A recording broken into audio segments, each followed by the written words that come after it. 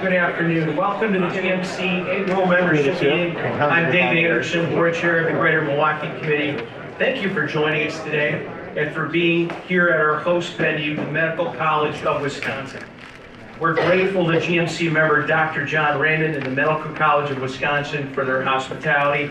I got to tell you, when I first heard we were here, I was a little bit anxious. Never had to be here before for any medical issues, but I know how huge it is. And the thought of finding parking, I thought, holy cow, this is going to be hard. But it was really easy. So, Dr. Raymond, thank you for setting it up. Appreciate it.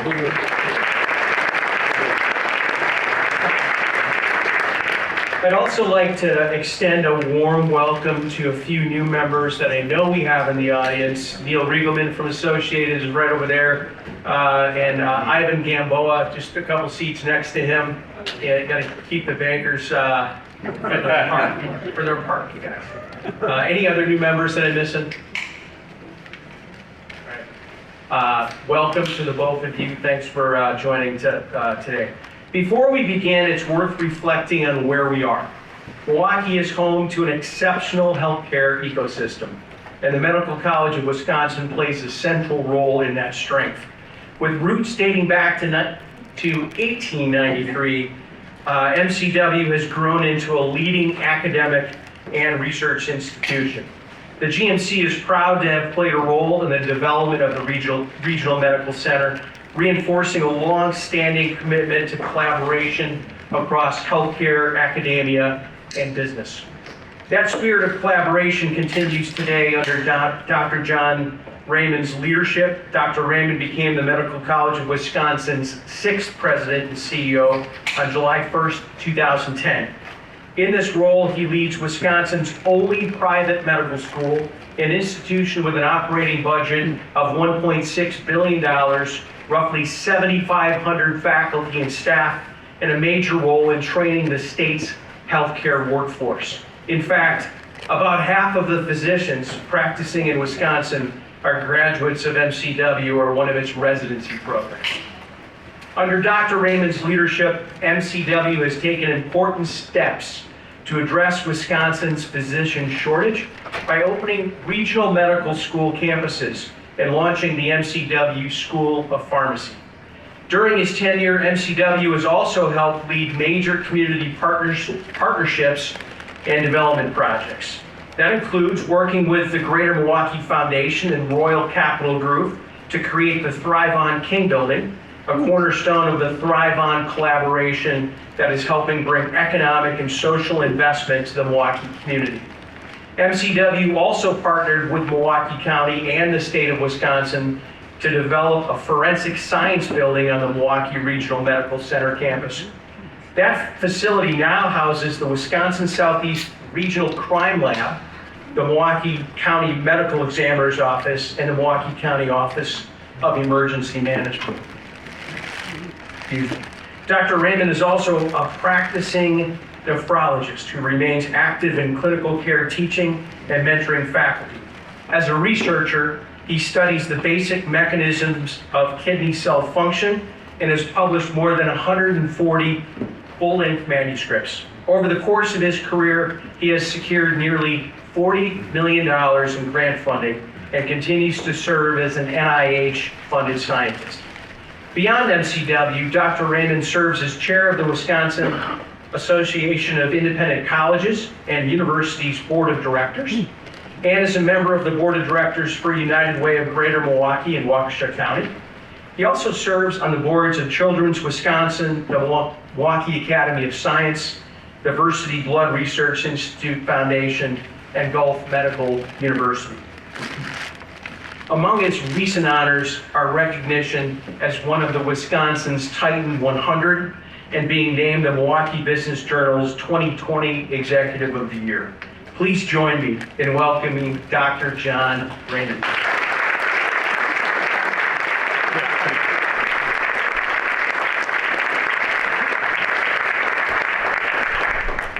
Can you all hear me? Yes. Great. Thank you so much for that gracious introduction, Dave. I really appreciate it. Today's theme actually is gratitude, and I want to tell you we wouldn't be here, and neither would MCW, without the greater Milwaukee community, and that's not an exaggeration. So I do just want to walk through a couple of things to make sure that you understand how deeply and sincerely grateful we at the Medical College of Wisconsin are to our community and to the GMC for saving the medical school and turning it into a world-class institution. So just a little bit about us. We have almost 4,000 practitioners. About half of them are advanced practice providers and the other half are physicians. That would rank us as one of the 15 largest specialty practices in the country. We are #1 in Wisconsin for clinical trials, and we're taking aim at Northwestern and Mayo, which are the Midwest leaders, and we're actually catching up with them. We have over 530 unique patients, visits, 5.7 million patient visits, nearly 2,000 students. We're the third largest private medical school in the country in terms of matriculated students. And we're one of the top 100 research universities in the United States. Actually, we rank number 79, which puts us in the elite company of the AAU, the former Pac-12 schools, the Big Ten schools, and the Ivies. We're in that league in terms of the scope and scale of our research enterprise. If we had one undergraduate student, we'd be eligible for the AAU. Maybe that'll happen soon. So I want to get back to why are we so grateful to the Greater Milwaukee Committee. In 1965, there was concern that the medical school, which was part of Marquette at the time, was not financially sustainable. And in 1967, we actually did separate from Marquette University. The community went through an internal process spearheaded by the GMC to decide what would the fate of the medical school be here? Did we actually need a medical school? And the Ohio Commission really rallied the region and the entire state to find a model that would be financially sustainable and would preserve a medical school here in the region. And there were 4 key aspects that the GMC said needed to happen for the medical school to be successful and to really fulfill the promise that we made to the community. One was to have access and a community-based mission. You may not know this, but MCW has had community engagement as our 4th mission for over 20 years, and we're only one of 7 medical schools to receive Carnegie Foundation standing for being highly community engaged. Education and workforce, obviously, you heard Dave mention our workforce statistics. A clinical enterprise, which I mentioned, it's one of the largest in the country, and research and innovation. We revisited that through the Wisconsin Policy Forum, and thanks to Rob Hinken for the report in 2018, which was sponsored by the Greater Milwaukee Committee and Katie Hine. And basically what it showed was that the vision that was put forward by those leaders in 1967 was largely fulfilled, that MCW is a vital link in the physician pipeline, and that our specialists provide the complex medical care for the most challenging problems here in the community. And we are the preeminent leader in medical and scientific research, not just in Southeast Wisconsin, but one of the largest research enterprises in the region. We do have a strong impact on the health and the economy. We really care about our community, and I hope that that shows through in a lot of the work that we do. We do steward the Advancing Healthy Wisconsin, which was created with Blue Cross Blue Shield of Wisconsin went public. UW received half of the proceeds, and we received the other half. Through that $309 million initial investment, we've given out $338 million worth of community grants that encourage partnership focused on public health between our institution and 67 of the 72 counties in the state so far. We are a member of the Tech Hub Consortium, which showcases Wisconsin's strengths in personalized medicine, and we are the lead institution for the CareScan mobile screening, which is one of 3 EDA-funded technology projects that takes a van out into communities to do cancer screening. And we do have an infrastructure to support the thriving economy. As Dave mentioned, we have regional campuses in Green Bay and Central Wisconsin. Very bold idea at the time to completely immerse students in rural serving health systems for their education. The idea was we hope that they would grow roots and serve in those communities. I'm glad to tell you now that we have a long enough track record to know that more than half of those graduates choose to practice in the rural and north areas of Wisconsin. And as Dave mentioned, We were the driving force for the Forensic Science and Protective Medicine Center. That was a long journey that we could write a book about. It took us 9 years, but now we have a beautiful facility here on campus. And I'll shout out diversity. They also have a facility in there for their tissue bank. And then the Trayvon King collaboration. It just gives me great joy to see Kevin Newell here, one of the 3 partners that we have in the community, the Greater Milwaukee Foundation and Royal Capital Group, along with MCW, doing something truly remarkable on North Martin Luther King Drive. We hope and we know now that other not-for-profits are joining in the effort, and I do want to give a shout out to Dan Bader. It was actually his idea to start on the North Martin Luther King corridor and to inspire further investment there. So with that, I just want to say how very grateful we are, so how proud we are of this building. It is one of the few totally cancer-focused research buildings on the university campus in the country, and we're very proud of it. So with that, I'll say thank you and welcome to MCW.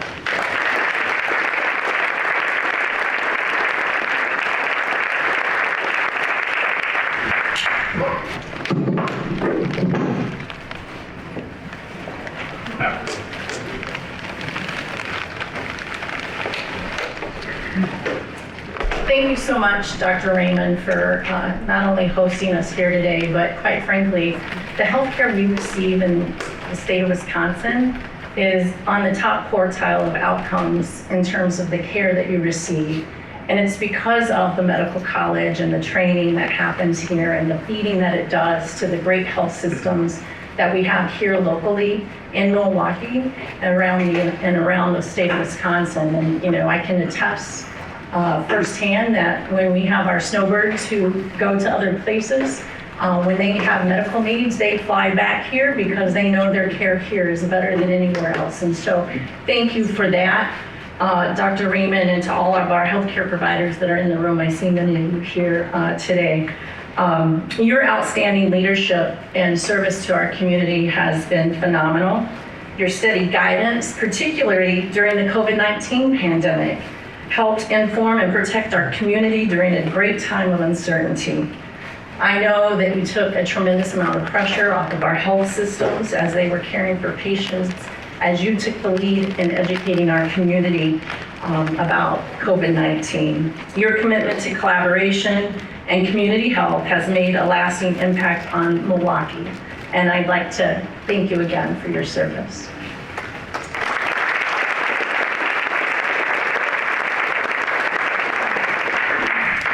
Now I'd like to briefly share a few updates from the GMC. Over the past 90 days, I've had the opportunity to meet with many of you in the room. Thank you so much for your valuable time, your candid feedback, and your continued engagement. There's been a consistent themes that have emerged. I'll share a few of those with you today. One, you all have great pride in being a GMC member. You are proud of the history of accomplishments of the GMC over the past 80 years to make our city what it is today, such as the medical college and campus we are on today, as Dr. Raymond shared. And you want to be part of continuing that legacy for future generations. You also shared that we have an opportunity to more clearly communicate our work, our strategy, and how our work connects across our core pillars: education, fiscal strength, infrastructure, and public safety. In response to your feedback, we partnered with Miller Communications to conduct a comprehensive communication audit. This effort has resulted in a more aligned messaging, including a refined mission and including a refined vision. And we also developed our first unique value proposition, which is the GMC is Milwaukee's cross-sector leadership table where business, civic, and communities align to drive regional progress that no single organization could achieve alone. We also recognize that clarity is only part of our equation. We are equally focused on strengthening how we will tell our story and sharing our work more consistently and broadly. You'll see more on how we are elevating our communications in the coming months. We will be sending these slides to you after our meeting, and if you have any additional feedback, please feel free to share them with us. Now, we're excited to introduce the next cohort of Young American Leaders programmed at Harvard Business School. The GMC, in partnership with GRAFE, has now sent 80 leaders to Harvard, continuing our investment in leadership that drives regional growth. If members of the 2026 Yelp cohort are here with us today, please stand.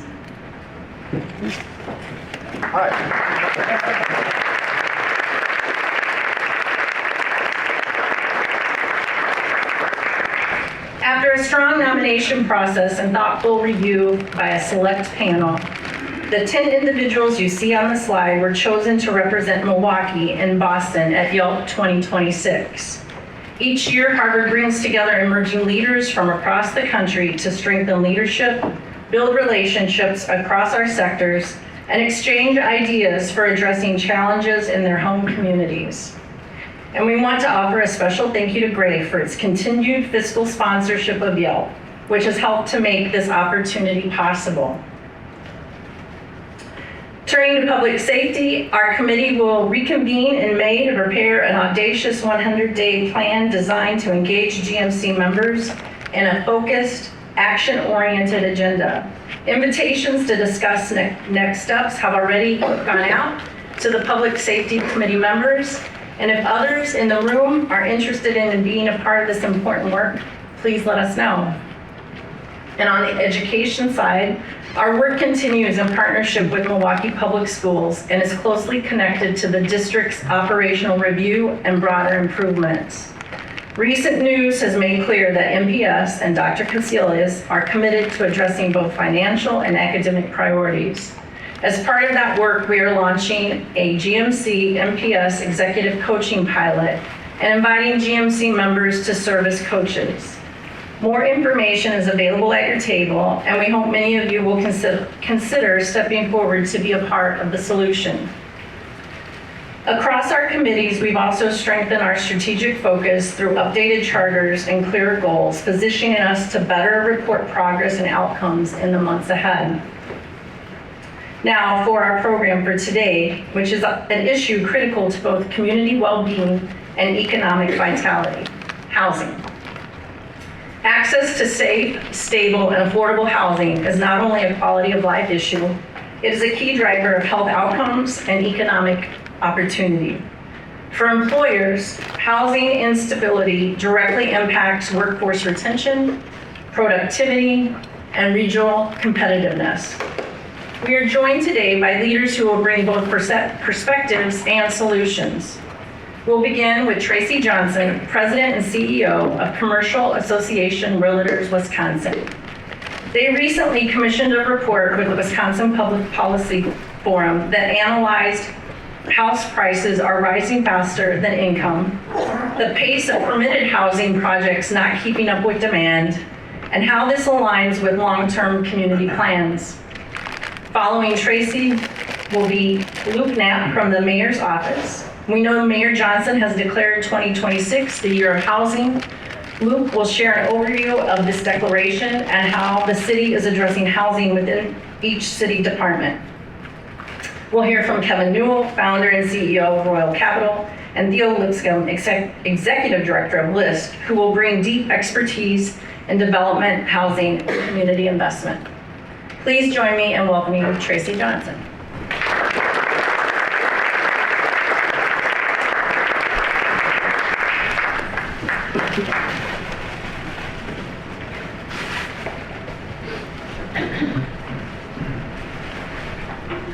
All right, and I may wander. Can you all hear me? Okay. All right. All right. First of all, I'm going to set my timer here. I plan to land this like the Artemis 2 at exactly my time marker here, so I might skip through a couple of slides here in the interest of time. But my name is Tracy Johnson, as said. I'm the president for the Commercial Association of Realtors Wisconsin. We focus mostly on office, industrial, retail projects specifically, but also investment and housing. Without housing, you don't have commercial development. And housing was the focus of our recent report that was put out by the Wisconsin Policy Forum. And it was such a joyous moment for me to hear the mayor actually refer to that report and some of the results of the report as I was sitting in the overflow room at that event the other day. So I always like to start out with a quote. Housing doesn't just follow growth, it enables it. And if you don't build it, growth slows. So inversely, when we build it, that growth will speed up, right? I want to give a little overview here of Milwaukee by the numbers. We have a population, a stable population of around 560,000 residents. This was a stunning number to me, however. The city of Milwaukee has a 41.8% home ownership rate. That is quite low considering what we have in Milwaukee County and across the state where we have 68% home ownership. The US average is 65%. So what that means is that 58% of our residents are renters, which puts a lot of pressure on the rental market. I would also argue that it presents a great opportunity for us though too, is to convert renters into homeowners to realize that American dream. So that's, I think, what we're going to focus really on today. Zooming out a little bit on the bigger picture, we have a shortage across the United States of about 4 million homes. Wisconsin right now is looking to create 120 to 200,000 units. This is according to the Wisconsin Realtors Association Cohort Analytics Study. And then in Milwaukee, we're looking around 5,000 to 10,000 units. I had those numbers verified by Mr. Knapp just the other day. Whether they're homes or rental units, we are looking to significantly grow. We have been underbuilding though for over a decade, and that gap continues to compound. So what's changed and why has it slowed? Well, it's no secret that construction costs have increased, especially since 2020, up 30 to 40% and rapidly increasing by the year. That regulation, the regulation is also a huge burden. 24% of the cost of a new home is tied to that regulation. And in multifamily, 30 to 40% of the cost is tied up in that regulation. So what is that? Those are parking minimums. Those are permitting delays. Those are impact fees. Those are hiring requirements. Those are many things that add to the cost of housing. And then of course the interest rates, which we can't control. But all that does is reduce the buying power. So those projects are requiring higher points to pencil out. So what's the result of all of this? Well, more projects require subsidy to work. This is an interesting slide as well when you look at what's actually being built here in the city of Milwaukee. When we talk about affordable housing, what we are referring to is housing that is for residents below that 60 to 80% of AMI. So what is AMI? That's the area median income for a community. And in Milwaukee, for a family of four, the AMI is $80,000. So 60% would be $48,000. So what is the type of housing we're building for those residents at that level? Right now, about 10 to 20% of the new supply is for that affordable housing. We have significant shortage.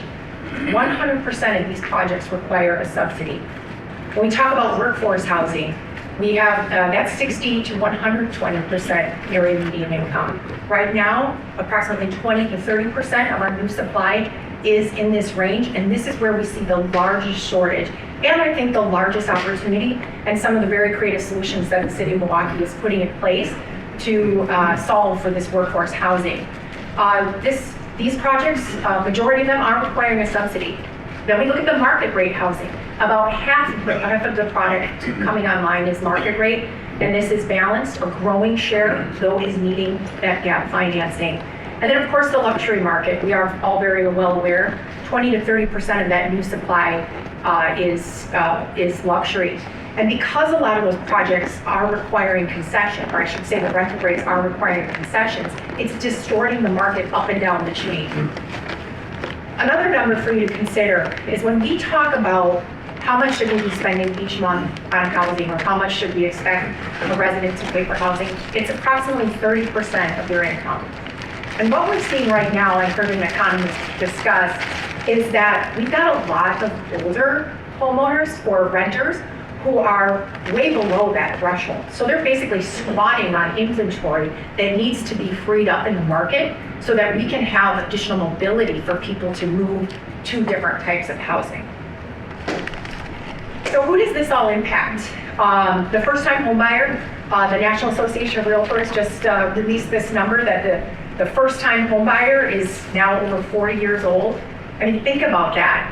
I mean, that is 40 years old. I mean, you're spending so much time not realizing the American dream and being able to build wealth for the future. But the reality is, in the city of Milwaukee, entry-level homes are the most competitive. The average price to build is often more than $300,000. Now, that doesn't matter if it's an affordable housing unit, a workforce housing unit, a luxury apartment, or a market rate apartment. The cost is the cost. So that's really something that we're going to talk about as we get to our discussion. The average home sale price in Milwaukee, $225,000. That's still a lot of money. That's way more than I paid for my first house. So what's happening is we're delaying home ownership. We're delaying people's ability to get into a home, which helps them get into a bigger home. And frankly, it's stopping a lot of people from even considering it. And the longer that we underbuild, the older the buyers become. So what does Milwaukee need? We need first-time home buyer housing, we need senior housing, and attainable workforce housing. One thing to note, I want to talk a little bit about policy that's in place before we really deep dive into the local policy. But on a national level, there's really a focus towards unlocking supply. So what are we doing to, we have the demand, but how do we create more supply? Because we have more supply, we're going to be able to hopefully lower the prices as we can meet that demand. So some of the things happening on the national level, the expansion of LIHTC, which is the Low Income Housing Tax Credit. I think we're going to talk about that a little bit more in our panel discussion. And then zoning incentives tied to local reform. So a lot of enabling legislation that now the states and the locals really have to try to put in place.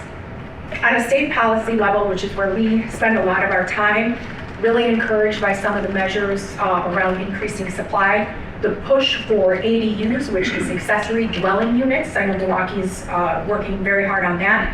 Increasing density, tax increment districts for certain types of housing, and then zoning reform. Lots and lots of enabling legislation. It's just how we work with it on a local level.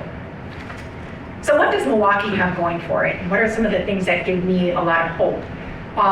Milwaukee is still relatively affordable compared to national markets. We have strong demand from the renters and from first-time home buyers. So what are we going to do to meet that demand, right? We're underbuilt, right? We have the need for 5,000 to 10,000 more units. So there is real development opportunity, especially as we talk about increasing density. We have a great existing infrastructure and an urban fabric. People want to be here. I know I see Peggy. I think I saw Peggy in the room. We have a great culture here, and we want people to not just visit here, but live here as well. And then there's great momentum around zoning, TIF, and building that supply. So Milwaukee really has a lot of the fundamentals. I'm not going to elaborate. We know about the challenges, but now it's really about execution. I want to touch a little bit on the Cleared for Construction report. One of the things we did is we talked to 6 municipalities, and we tried to really understand their development timelines and try to see if there were any best practices, see if there were any patterns. And then we also talked to a number of the developers and some of the policymakers, people who were interacting in that space. And we had some fascinating takeaways and some really interesting visuals. I'll give you a little example. So yeah, this isn't like a medical chart. This is actually what it takes to get a project done in the city of Milwaukee and in the city of Wauwatosa. We'll share this report after the fact, but trying to bring some clarity to this process and for people to understand, for investors and developers to understand that all these communities have different processes. And what we heard time and time again is, yes, speed to development is really important, but even more important is for us to understand the process, understand who to call when we need to make something happen. I think one really important takeaway for this is that the best practice of by right zoning was really being adopted across the board in communities that are looking to expand rapidly and build that density. Milwaukee is at the forefront of that, and it's served them well, especially for projects not meeting zoning changes or subsidies. And if you look at Brookfield, they have a much longer timeline. But guess what? That's how the community wants to operate, and that's how its residents want to approve development projects. Interesting takeaway from a city like West Dallas. Yeah, it's a little bit longer on the timeline, but people love doing business there because they know who to talk to, they understand the process, and there's some predictability measures there. So I'm hopeful that this will inspire continued conversations around best practices and how to bring some more clarity. Because one of the other things we really need are more investors, more developers at the table to take on some of these really challenging projects, right? Because not all of them have, huge departments to try to figure out all of these different processes. So what does this mean? If we don't fix supply in our processes, these prices are going to continue to rise. Our workforce housing gap is going to grow. Buyers are going to continue to enter later, and our economic competitiveness declines. So the bottom line is really that this isn't a demand problem, and we all know that. It's a cost and production supply problem. So the question I ask, and the question that we're going to contemplate during our panel discussion, is if our future depends on our ability to build housing that matches demand, what are we willing to do to get there? And I'm super encouraged by what I hear from the mayor's office and all of us here in the room today, asking what can we do to help? And I think we're going to have a very productive discussion moving forward. So with that, I think I turn it over to Luke.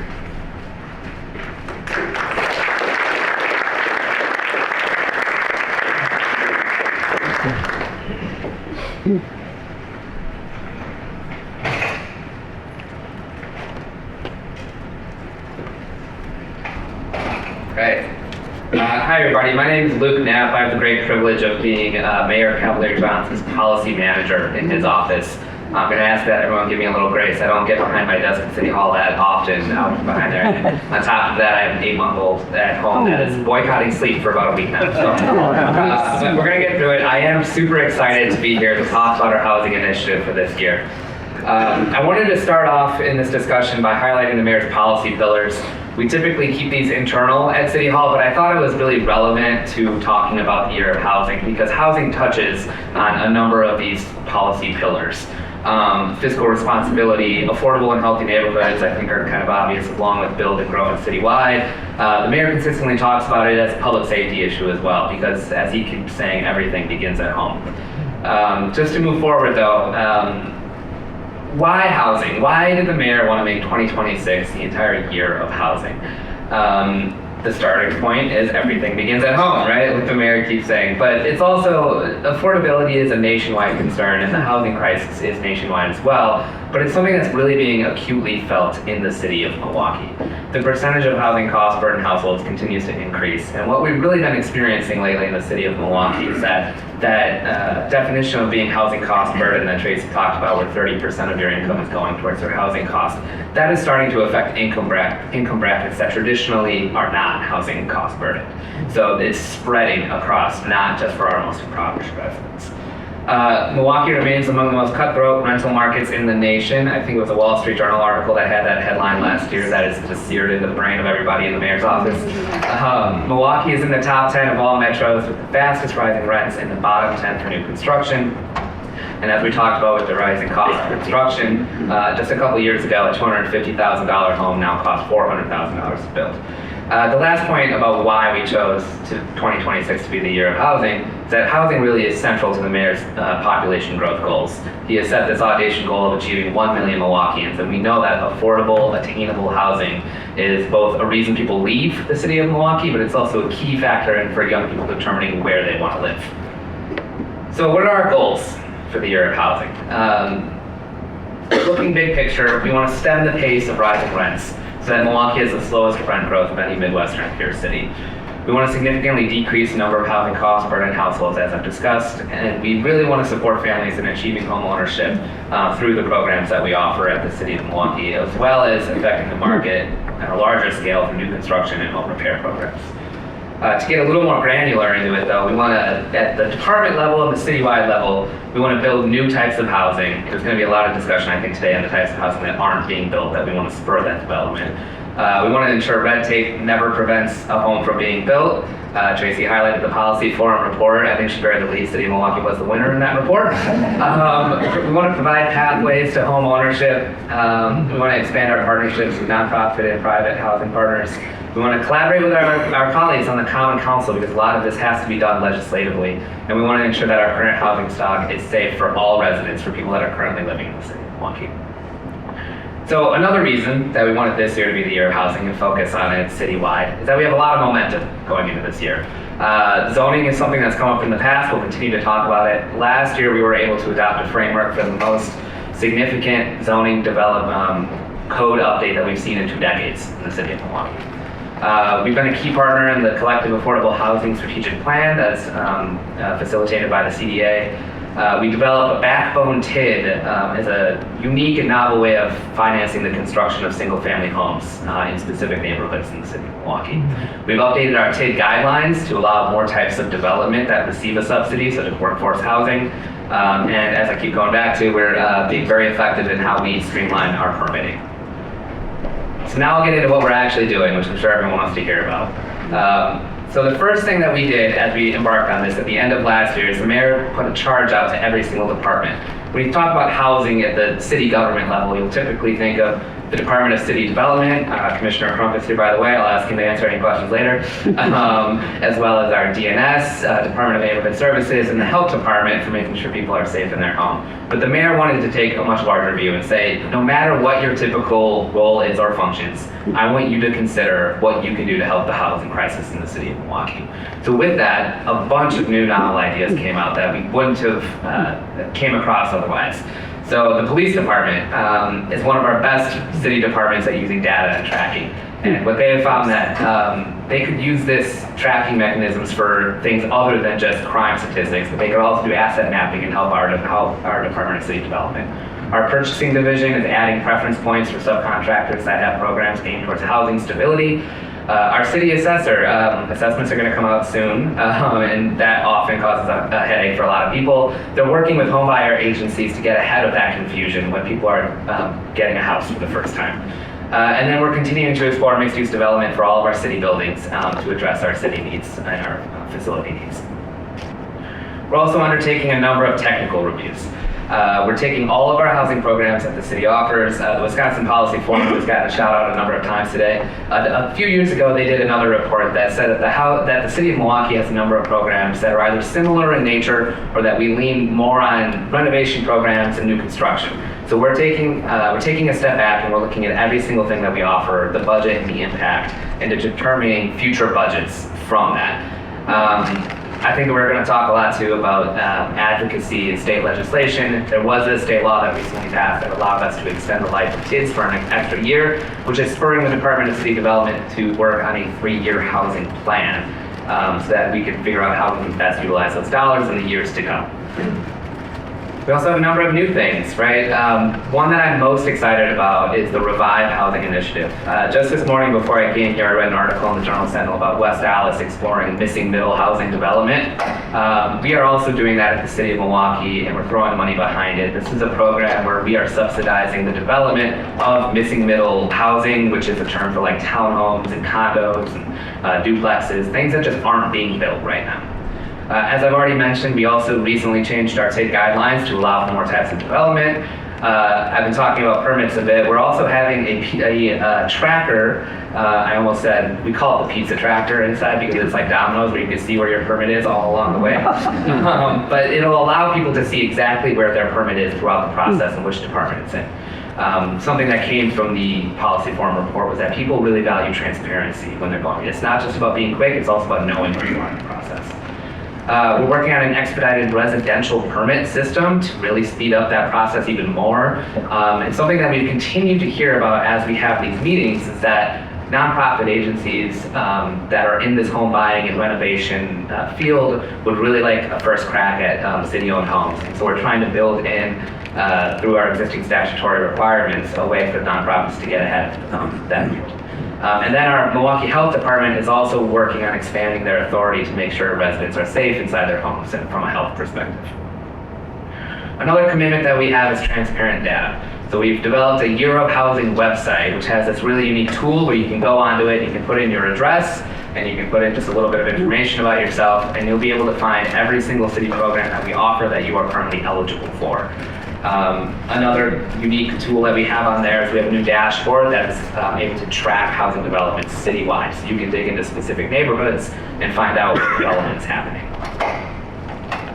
And then we also have what I like to refer to as a big tent mindset. So since we embarked on this 2026 Year of Housing, it's been a number of conversations like the one that we're going to have today right now, where the mayor is going out and just talking to every single person that he can to make sure that there's alignment across the sector for everyone that currently works in the housing space or doesn't currently work in this housing space but has the capacity to do so.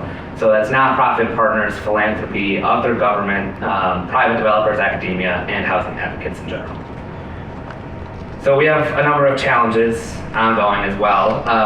We have a lot of momentum, as I've said, but some things are difficult and challenging for us to overcome. The cost of construction still remains high despite our increased subsidies, our zoning reforms, and our permitting.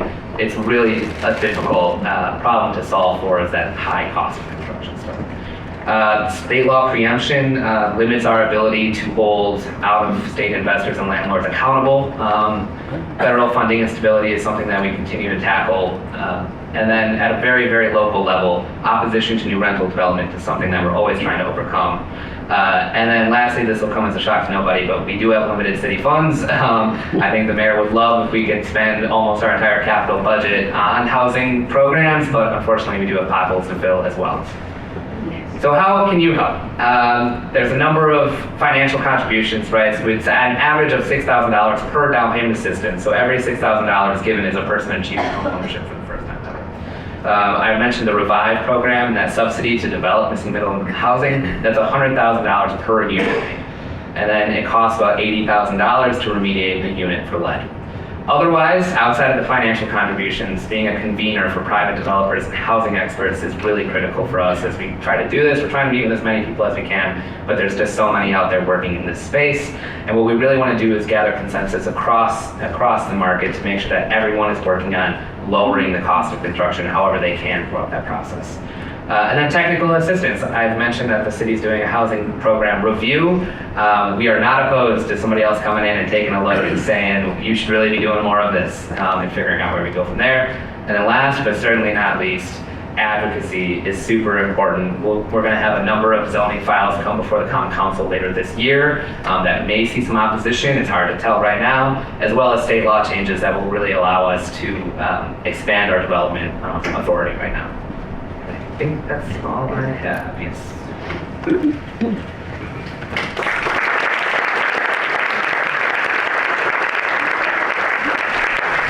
I think we all come up.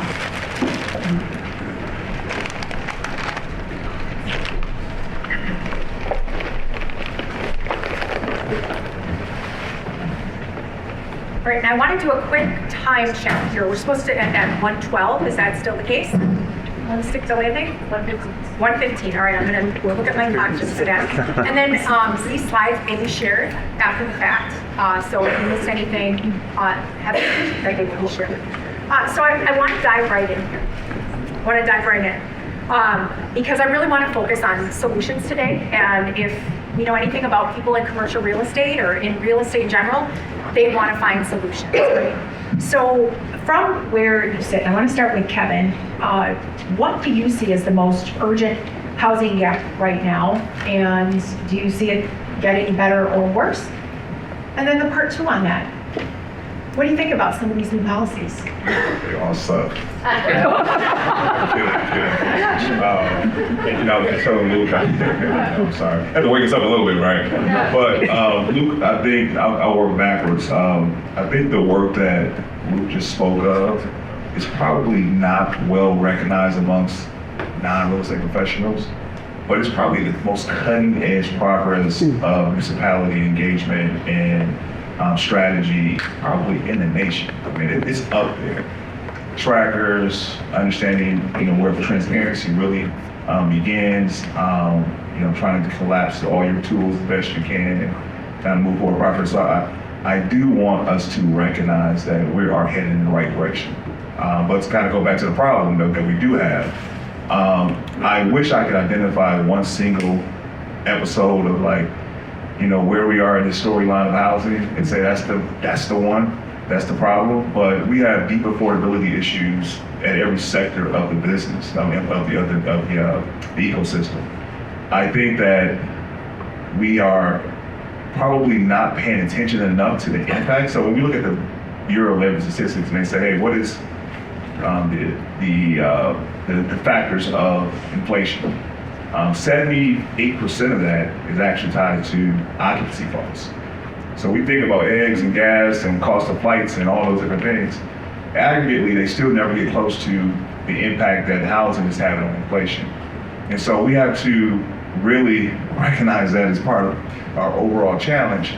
And we just don't have the luxury of picking one particular episode of the story and say, hey, the very low income is being challenged, this middle is being challenged. I think somebody making $250,000 is being challenged to buy a home or occupied.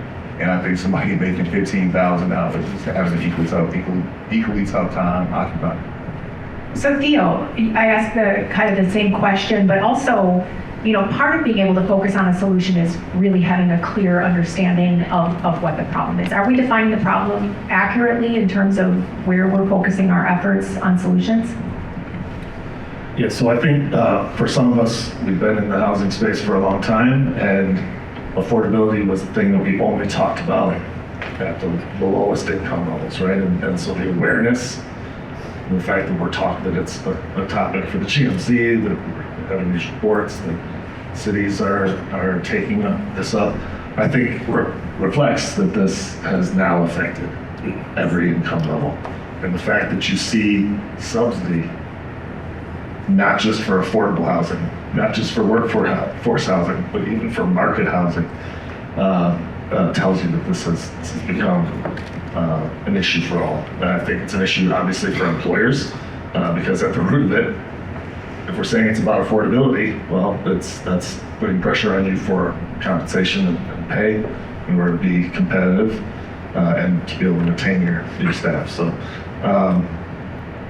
I do think that the city, I love the fact that it's the year of housing and that this is getting attention. There's always more to do. I think we're one of the entities that's trying to have those conversations about what are the lessons we can take from other markets and perhaps bring here for background. So we are a community development financial institution, a national nonprofit. We invest in housing, $3 billion last year, most of that in affordable housing across the country. And our work here is to build capacity of the producers, the people that are actually building housing, some of whom are in the room, like via CDC. We're building 50 homes with partners now, most of those for early childhood educators, and we're facing those exact economics that you're seeing there, right? So entry-level homes, $300,000 to build. Affordable apartments, $300,000+ a unit to build. That's stunning. Luke, you mentioned a lot of great policies, and you were right at the table when those were all being developed. Which one is going to take precedent here? Where do you start? Which one you're most excited about that will have the greatest impact? Oh man, well, I think it is, when we think at the local government level, there's really three main factors that we're trying to consider and solve for that we can control within the city government space, right? Zoning is number one, and I do not want to diminish the housing element and Commissioner Crump's work last year on that and getting that through the zoning code, because the very policy forum that you discussed, part of the reason that sets Milwaukee ahead of everyone else is because of our zoning reforms and the ability to build by right on plots of land. And there's a lot more to come with that. The permitting success, I don't want to diminish that either. I think that's huge, but it really is what we really have to do now is subsidize more in order to spur this type of development and bring down that cost for developers wherever we can. And so the Revive initiative, which I talked about, the Revive program, is one I think that I'm just most excited about right now. And the mayor's going to be announcing the developers for that project in a couple weeks. Very excited. Wonderful. So when we do talk about that cost of construction, if it's $300,000 to build across the board, and you use the numbers $250,000 to $400,000 to build, how is that reshaping the feasibility, and what are we doing to get at that besides subsidy? That was the only tool we talked about. We talked about TIF, we talked about LIHTC, we talked about all kinds of subsidies. How are you looking at this? And I want to start with Kevin, because you worked on Thrive On, and you had all different income levels, right? That was mixed income level within that unit. So how did you build that capital stack? So who's all heard of Section 8 housing? Who's all heard of Section 20 housing? Good, I made it up. So many different layers of housing needs, and there's going to be new categories that are going to be created. When I say Section 20 housing, jokingly here, it's really about the fact that again, all these different segments are going to need subsidy. Now, it's not going to be cute enough for some of the folks that live or make $250,000 to be proud and say, I live in Section 8 housing, right? So we better come up with a new name, workforce, or kind of separate them out for the ego purpose, but it kind of goes back to those same things. I do think, though, when I look at Thrive On, and shout out to my partners here, Dr. Raymond and all the other colleagues in the room, including Lafayette and the city of Milwaukee, we discipline, we try to focus on what we call like intergenerational housing. So we focused on housing that has, not say we're segregated, but like allocated units that were for folks that are 55 and wiser. And we kind of picked that term up from some neighborhood engagement we do in Atlanta. 55 and wiser kind of walked with us up here, but that's the demographic of folks who are still in the workforce potentially, but are not really ready for dependent housing. And they're still very independent, and they want to be around energy. We also have obviously folks that are individuals. We have some medical students there that are in residency. They have somewhat of a cohort that live there. And also we have folks that are with families. And so that organized chaos is what reflects our community. And when we're talking about building, we have to understand our needs are going to be so vast that where we have the opportunity to actually overtend a little bit, we need to do it. So with that particular community and addressing what their needs were, because they had folks that were aged out and priced out. They had a severe housing need overall, and it continues. Just being able to kind of tweak it and not come in with a cookie cutter process was helpful for us. Well, and I think, and you didn't say this, but I understand how complicated that capital stack was. I mean, and not all developers are, you have access and you have the knowledge and the network to be able to bring a project like that together. How do we replicate that in other places? Is it about advocacy, education? Is it about other city policy? You know what? So I covered the bases pretty aggressively. So I served on the board of the Federal Home Loan Bank of Chicago. So I'm exposed there. I'm exposed because we have our second corporate office in there, working with some Parkland University folks and some housing there. We are in Fort Worth, Texas, and Texas is like a big target for us in terms of getting things done. I will tell you that storyline for Thrive On carries throughout, and it's amazing to everybody we talk to. The way it came together, my teammates and I, including Dr. Raymond and so forth, we coined this term that I take with me on the road, and it says collaboration is a new innovation. So you heard me speak, you probably heard me say it, right? I'm trying to carry it through. That was a very collaborative process. So that capital stack, I think had, and I wish I had my director here in finance to talk about it, but we had like 15 different sources. Mm-hmm. So everything, and it's complicated. I mean, oh my God, right? It's hard work, but historic tax credits, well, housing tax credits, city TIF, we call credit tenant lease, which is basically monetizing the medical college's bonding capacity or financial strength to get a bonded lease with their financial support. Great Milwaukee Foundation Credit Impact Investment Fund to funnel in there. Home funds. I mean, it's a lot of different sources that makes that go. And then you got to think about it. When we were talking about neighborhood development, this is why we have to understand that and I'm gonna try to get off the mic. We have to be in the business of building community, not just housing. Right. We were fortunate to buy adjacent parcels of land for Howard Fuller Police Academy. That is what helps to draw more housing, draw more people, and things of that nature. So we can't just nestle in and say just housing. If we build housing, not the coffee shop, it's gonna be tough. Yeah. So And that's what, it's interesting too, Luke, when you were talking about trying to think about how we're using city buildings and incorporating housing into that. I think that's super creative. Theo, I want to ask you about, along the same lines of that cost to build, we're competing, Milwaukee, I should say, is competing with other communities across the region where it might not cost that much. So I'd like you to answer that. I mean, I think largely you see this. The cost is high everywhere. So there are a couple different dynamics, right? So like we've got some investment in Madison. You have a different market there, but you still have an affordability gap. So theirs is a true affordability gap. Let's say it's the same 300 or more per unit.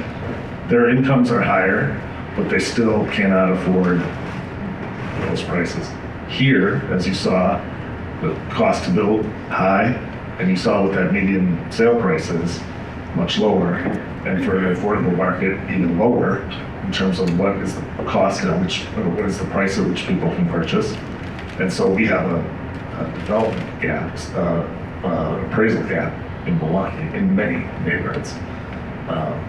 So the same dynamic, just two different ways of solving it. So they're solving it with direct. They're both solved with subsidy, one on the affordability side and one on the development gap side. I guess what I want to introduce is the fact that we have a limited number of tools, and so it's fantastic, but the city is getting much more aggressive on the use of TIF. But what are some of the things that we don't employ or that we're sort of been staying away from? I would question, why is none of the transfer tax in the state dedicated to housing? So the very activity that generates the transfer tax, real estate transfer tax, 3% that you're paying, for what is it, $3 per thousand. I think it just changed. There was a big cost. Whatever. So it's but the state has always kept that. Its activity is generated by housing. It should reinforce that, and that's done in a lot of other places, a lot of other states. Illinois, I believe, is doing that, and so you see where some of they're drawing some of their new resources. I would also just say, like the idea that every development is like a startup, and you're like starting over, and you don't have, and too often we don't have the infrastructure that's needed to support it, and so you're like putting it together for the first, like new. Absolutely. So the idea that we would develop the infrastructure, whether that's the housing investment fund, whether it's having guarantees in place, things that we could replicate rather than start up with each. Yeah. Well, and hopefully, some of the technology that's being employed by a leader in this space in the city of Milwaukee, hopefully that can serve as a best practice. I want to jump to Luke now in talking about policy and also then referring to the Wisconsin Policy Forum research, which talked about predictability. In your opinion, how much is it about policy and how much of it is it about uncertainty? And what are one or two changes that would actually work to unlock this development? Yeah, it's a great question. And the reason I talk about zoning and permitting a lot is because those are the things that we can kind of control at the city government level to bring down the cost on that development, right, through that process where the city is in there. But I think what is needed, and part of the year of housing really is a call to action, right, by the mayor for everybody that works in this space, is finding innovative and unique ways, no matter where you are in the development process, to bring down that cost so that the final product is more affordable for somebody and matches the spending power of our community. The mayor and I just toured a facility last Friday that thinks that they've unlocked, the way of building cheaper through, putting houses together like Lego pieces. I don't know if that's the right way to do it or not, but what we do need is a sector-wide approach to finding ways to bring down the cost. And so that one policy is more of a call to action, like I said. But the other one I do think is continued zoning reform to allow for more types of development to occur where development is right to happen, but zoning is being an inhibiting factor to that. So So just allowing it wherever it can be built and where people want to build is hugely important. Well, and one thing I know from working on the Growing MKE initiative, which predated the element, this is very complicated, and we have to work with not only the mayor's office, but the council, and each district has very unique needs and concerns and things like that. So perhaps that's an opportunity for this group to engage when we need that call to action. Absolutely, and that'll be coming this summer. I'll refer to the commissioner about when exactly that'll be happening, but there will be more files like that. So Theo, if you could remove one barrier tomorrow, what would it be, and what do you think that impact could lead to? Well, if we're gonna go big, the Constitution, the Uniformity Clause. So, I mean, if you don't tackle property taxes, you are ignoring a big elephant in the room. So much of the cost of housing and property taxes, and half of that is schools. So in fact, we saddle school finance on top of housing, and then in a community like Milwaukee, that there are some additional burdens of that in terms of our lower assessed value, and the burden that creates. So this continues. This is like a vicious cycle in terms of its impact on affordability. So I think tackling property tax or some level of housing exemption, or taking more of schools off the property tax would help with affordability. So I like where you're going with trying to find ways to really relieve the burden on property tax. But for those who don't know, the uniformity clause basically says that all real estate is taxed uniformly. And in some other places, commercial real estate is taxed at a different rate, or different types of housing is eligible for different tax rates. So how about you, Kevin? If you could remove one barrier, what would it be, and what would the immediate impact have? That would color us on minds a little bit. I'm a bad kid, I know. My primary one would be education in the public school system, in all forms of education. The reason I say that is because an early mentor of mine was talking with me, one of my colleagues, about before we even had children. He was saying, when you buy a house, buy the house with the best school district, even if it costs $100,000 more. And he said, because if not, you're going to end up putting that money away across multiple children to tuition to get them to some quality school program that you want them to be in. So when I look at our opportunity here, again, getting out of our silos and committing to this thing, is we had the best schools in some of our most disadvantaged neighborhoods, right? People with investment will flock over there because of that rule of thumb. And so I think once we get a handle on education, I love what the superintendent is doing, making tough decisions. Once that thing is going, I think our neighborhoods will change, which will change the trajectory of what the investment looks like, which will help to improve the overall quality of the housing system. Yeah, and I think I feel like we should have there's GMC meetings for the next one on education, and it's so fascinating to see how real estate, housing, education, it is all interconnected, right? It's about building that community. Luke, I want to jump to you and I want to ask this question of all of you, and we'll keep this moving fast. You refer to a lot of these innovative, groundbreaking goals and policies and tools. What cities did you look to for these best practices, or were these all just, you guys all sat in the room and this came to you? Who's doing it right? Yeah, it's a challenging question because it really is a nationwide crisis, right? What Theo had mentioned with the uniformity clause, when I also mentioned in my presentation, the mayor has this goal of growing the population, right? And so for that, we were looking at what cities are growing, around the country, right? And it's mainly in the South, and there's things that we can't really replicate. We can't change our climate, right? We can't make it warm. But it's also these cities, a lot of them literally have the ability to annex surrounding land and build up housing developments there on just vast open swaths of land. Now, I am not proposing the city of Milwaukee take West Dallas or anywhere else or anything like that. But we are a very landlocked community, and we don't have the space available to us to be able to do things like that. But that tax incentive structure and having the available space, I think, are huge things that other cities do very well, or have the ability. So what city, if you looked at who's growing, who are we looking at? Is it Boise?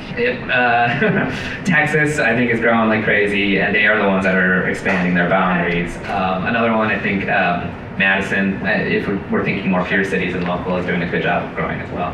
Kansas City, I heard Atlanta mentioned here. Theo, LISC is nationwide.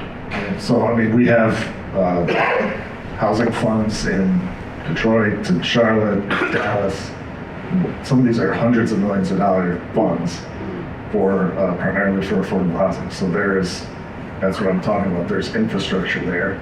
This is to finance the projects, and this is backed by banks, but it also has a layer of philanthropy and government funding in it as well. So those are very different markets, Detroit and Charlotte, and yet they're using that as part of their strategy. So do you think we just need to learn more about it here and engage for that Talk to advocacy? anybody who wants to talk about it. Yes, it's one of the things that I want to bring here. Kevin, how about you? I think a lot of the cities and communities are doing a lot of good things. I see it, right? I do think that, and this is probably to our own home, I think that Thrive On is probably cutting edge and leading edge of a lot of those things, even across the nation. We have people from California, New York, Texas, all fly to Wisconsin to walk our MLK Drive to see Thrive On King. And I want to just do a little bit of storytelling around this because this is like part of my education journey that I've been fortunate to embark on with my team at MCW. So I had no idea what the medical college was. We had investments from United Healthcare in a deal in by 2018. I was like, what the hell are you folks doing here trying to invest with us? It kind of parlayed to us creating a healthcare strategies platform. We were actively engaged with healthcare community because I understood more how they cross-sected with housing. A story that I was told when I was going through my education with MCW, let's say, not formal education, just anecdotal education and hanging out with these folks. I don't want to take the PhD title from these folks who earned it, but there was a storyline where Dr. Duncan, who was working at Children at the time, he said, hey, I had this, he was trying to explain to me the cross section. He said, I had this 6-year-old child who had come into our facility in need of a liver transplant. The transplant was world-renowned type of level of service, right? Incredible care, right? He said, we sent him home and we brought him back for all his checkups and we noticed that he was not progressing at the state that he should. And what he found out later on was he brought a social worker and this student or this child was couch surfing. So they were homeless. They were not having proper nutrition and all those good things and inconsistencies and stress. They stabilized those factors and all of a sudden they complemented the healthcare strategy they had originally went in with just give them a good quality liver. It wasn't until they fixed those social dynamics that he became healthy. And so that's how I became aware of the social determinants of health, which is basically, I think Dr. Raymond will say the sliding scale is somewhere between 65 and 75% of a person's ability to be healthy is through those other social dynamics. And so I think that our community here with MCW at the lead, I think that they're one of the leaders in the country and probably the world in terms of really advancing the thought process and cross-function opportunities amongst this social determinants of health. So I'm gonna give them a pat on the back again and say, I think we got one right in our backyard. So. Yeah, no, that's, very true. And you're really thinking, CEO level, then this is what we're going to ask you to do during the Q&A. We have 30 seconds for final answer. I'm gonna close mine and say thank you all for coming. 30 seconds. What's it going to take? What advice do you have for this room? What's it going to take? For me? I'm going to go down the line. Literally now you have 20 seconds. 20 seconds. Okay, really quickly, I'll just echo what the mayor said to all city departments, that even if you don't currently think that you operate in the housing space, there is something you can do. And reach out to our office and we will tailor however you can help with what we're currently doing.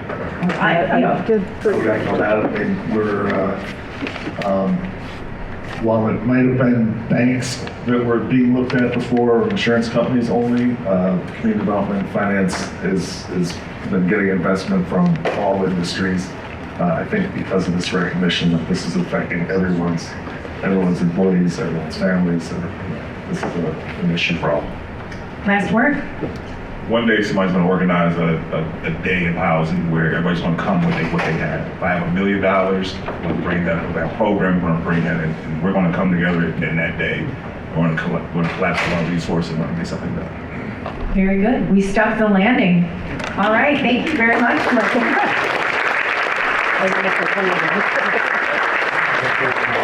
Talk about solutions. I want to thank our panelists. One more round of applause.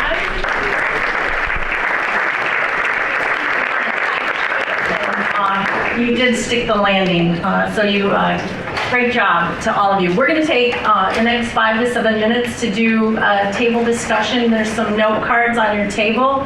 If you can provide ideas that your table discusses, we'll pick them up after the meeting. And 5 to 7 minutes, and then we'll get up and close it up. So it's 1:22. I think there's been a lot of really good discussion around the tables. So thank you for that. To the extent that you put notes down on the postcards, please leave them at the tables and we'll collect them afterwards. It's clear that safe, stable, and affordable housing is foundational to a strong and healthy community. Just as important, it's encouraging to see the level of leadership, collaboration, and innovation already happening across Milwaukee. I look forward to seeing what the year of housing brings to Milwaukee's families. Thank you to our speakers today for sharing their expertise, and to our host, Dr. Raymond and the Medical College of Wisconsin, for your leadership and hospitality. By the way, Dr. Raymond said that on the way out, you should go to the front where the, what do we call that? Registration area. Everybody's gonna get one of these. Thank